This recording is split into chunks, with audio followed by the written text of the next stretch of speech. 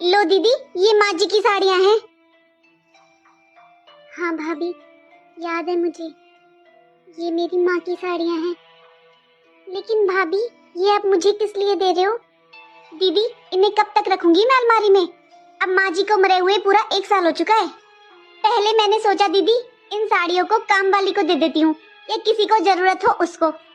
फिर मैंने सोचा एक बार आपसे पूछ लेती हूँ आपको चाहिए तो, क्योंकि दीदी अब इनका करना ही क्या है, पड़े पड़े घर में जगह ही घेर रही हैं। लेकिन भाभी, ये साड़ियाँ इतनी पुरानी भी नहीं है। आपको कोई इनमें से पसंद हो तो आप पहन लो, वरना मैं तो ले ही लूंगी, क्योंकि ये मेरी माँ की निशानी है। अरे दीदी, कैसी बातें कर रहे हो आप? मैं क्यों पहन लूं माँ जी की साड़ियाँ? दीदी, माँ जी को मरे हुए पूरा 1 साल हो गया है। अरे मैं क्यों पहनूं ऐसी साड़ियाँ? आपको लेनी तो ले लो, वरना मैं दे दूंगी किसी को। मुझे तो डर लगता है माँ जी से। भाभी, ये जो गले में आपने सोने का हार पहना हुआ है, ये भी तो शायद मम्मी का ही है ना? और जब मम्मी खत्म हुई थी तो उनके कानों में जो झुमके थे वो भी तो शायद आपके पास ही है ना भाभी?